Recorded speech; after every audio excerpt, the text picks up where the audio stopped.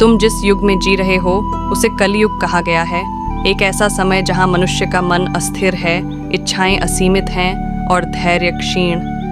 लेकिन यह मत भूलो कि प्रत्येक युग अपने भीतर अवसर, प्रकाश और उत्थान की शक्ति भी समेटे होता है।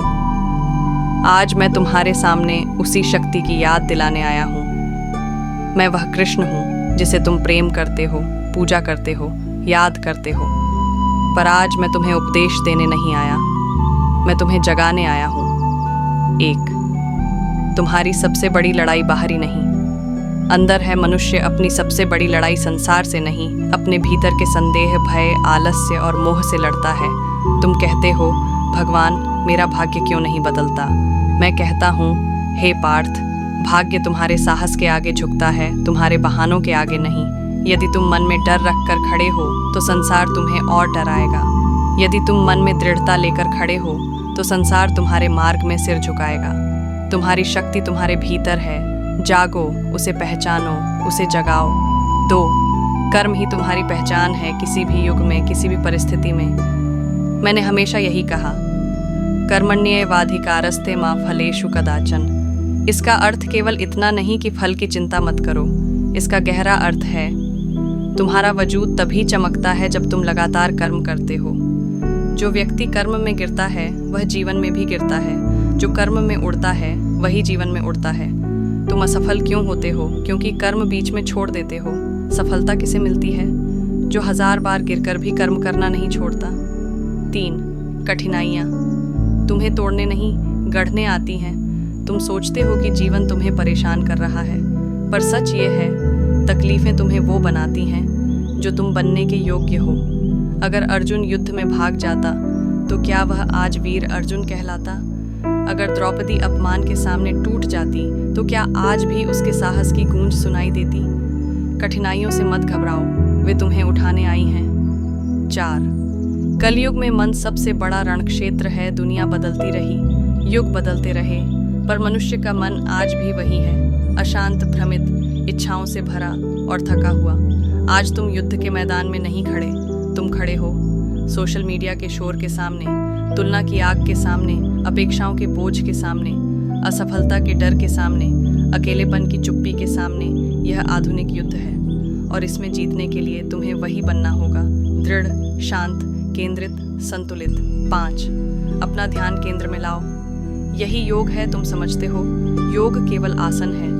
योग का असली अर्थ है स्वयं को अपने लक्ष्य पर एकाग्र करना। जब तुम्हारा मन भटकता है, जीवन भटक जाता है। जब मन स्थिर हो जाए, असंभव भी संभव हो जाता है। ध्यान क्यों जरूरी है? क्योंकि ध्यान मन को वह शक्ति देता है जिससे वह भय, चिंता, घृणा, आलस और मोह पर विजय पा सके। 6 जो तुमसे छीन लिया गया वह तुम्हारे विकास के लिए छिनना तुम शिकायत करते हो। मेरा यह खो गया, वह टूट गया, ये संबंध बिखर गया। हे मानव, समझो, कभी कभी टूटना ही निर्माण का प्रारंभ होता है। जिसे तुम हानि मानते हो वह कई बार ईश्वर का वरदान होता है। कभी कोई रिश्ता, कभी कोई अवसर, कभी कोई नौकरी, कभी कोई दोस्त। सबका जाना एक संकेत है कि तुम्हें आगे बढ़ना है, वो आगे नहीं आ सकता था। 7 कर्म करो, लेकिन अपने धर्म के अनुसार। धर्म का अर्थ केवल पूजा या अनुष्ठान नहीं। धर्म का असली अर्थ है तुम्हारा कर्तव्य, तुम्हारी जिम्मेदारी, तुम्हारा चरित्र। एक शिक्षक का धर्म शिक्षित करना, एक योद्धा का धर्म रक्षा करना, एक किसान का धर्म अन्न देना, एक विद्यार्थी का धर्म सीखना, एक मनुष्य का धर्म मानवता निभाना। जब मनुष्य अपना धर्म भूलता है तभी जीवन कठिन हो जाता है। अपने धर्म को निभाओ, यही तुम्हें ऊंचा उठाएगा। 8 इच्छाएं तुम्हें चलाती हैं, पर लोभ तुम्हें गिराता है। इच्छा होना बुरा नहीं, इच्छा तुम्हें जगाती है, इच्छा तुम्हें मेहनत कराती है, इच्छा तुम्हें दिशा देती है। लेकिन लोभ तुम्हारी दृष्टि को अंधा कर देता है। इच्छा से विकास होता है, लोभ से विनाश होता है। इस अंतर को समझो। 9 तुम जितना देते हो उतना ही लौटता है। संसार में हर चीज ऊर्जा है। जो ऊर्जा तुम देते हो वही रूप बदलकर तुम्हारे पास लौटती है। यदि तुम प्रेम दोगे तो प्रेम मिलेगा, सम्मान दोगे तो सम्मान मिलेगा, परिश्रम दोगे तो सफलता मिलेगी, घृणा दोगे तो दुख मिलेगा, ईर्ष्या दोगे तो अकेलापन मिलेगा। यह मेरा नियम है और यह नियम हर युग में सत्य है। 10 अवसर हमेशा दिखाई नहीं देते, उन्हें पहचानना पड़ता है। अर्जुन को भी अवसर दिखाई नहीं दिया था, वह सिर्फ संकट देख रहा था, पर मैंने उसे बताया संकट के पीछे अवसर छिपा है। तुम्हारे जीवन में भी ऐसे ही अवसर छिपे हैं, बस तुम उन्हें सही दृष्टि से नहीं देख पा रहे। जीवन तुम्हारे सामने द्वार खोल रहा है, उन्हें पहचानो और आगे बढ़ो। 11 अपने साथ ईमानदार बनो, यही तुम्हारी असली शक्ति है। तुम दुनिया को धोखा दे सकते हो पर स्वयं को नहीं।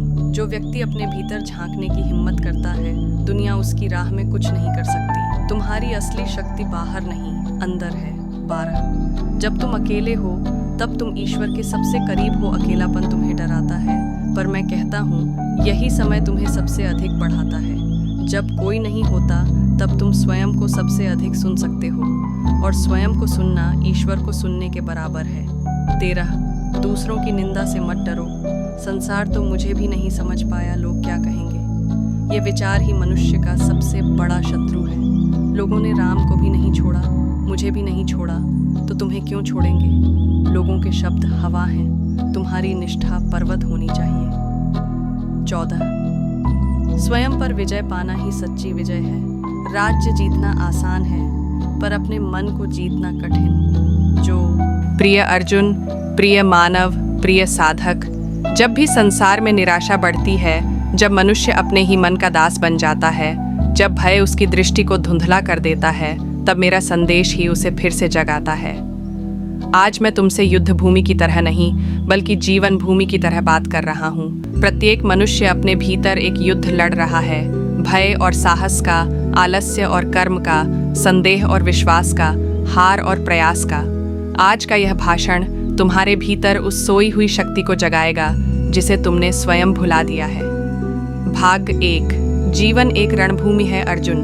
तुमने देखा था, भीष्म खड़े हैं, द्रोण खड़े हैं, वीर कौरव खड़े हैं। तुम्हारे हाथ कांप गए, मन थर्रा गया। आज मनुष्य भी यहीं खड़ा है, संकटों के सामने, जिम्मेदारियों के सामने, कर्तव्य के सामने। तुम में से हर एक को लगता है परिस्थितियां कठिन हैं, समय प्रतिकूल है, मेरे पास संसाधन कम है, लोग साथ नहीं देते, मैं अकेला क्या करूं। लेकिन सुनो, जीवन में कभी परिस्थितियां अनुकूल नहीं होती, अनुकूल तुम्हारा दृष्टिकोण होता है। युद्ध तो हर युग में कठिन था, धनुर्विद्या का भी, और आज की नौकरी, व्यवसाय, रिश्तों, पढ़ाई, संघर्ष का भी। मैंने अर्जुन से कहा था, कर्म करो, परिणाम अपने आप आएगा। आज मैं तुमसे कहता हूँ, जब तक तुम पहले कदम नहीं उठाओगे, अगला कदम तुम्हारे लिए प्रकट नहीं होगा। यह जीवन का नियम है। भाग 2 साहस भय की अनुपस्थिति नहीं, उससे ऊपर उठना है अर्जुन। तुमने कहा था, माधव मेरे हाथ पांव ढीले पड़ गए हैं, मेरा मन विचलित है, मुझे युद्ध नहीं करना। आज मनुष्य भी यही कहता है, मुझे नौकरी से डर लगता है, मुझे असफलता से डर लगता है, मुझे रिजल्ट से डर लगता है, मुझे परिवार की अपेक्षाओं से डर लगता है, मुझे लोगों की आलोचना से डर लगता है।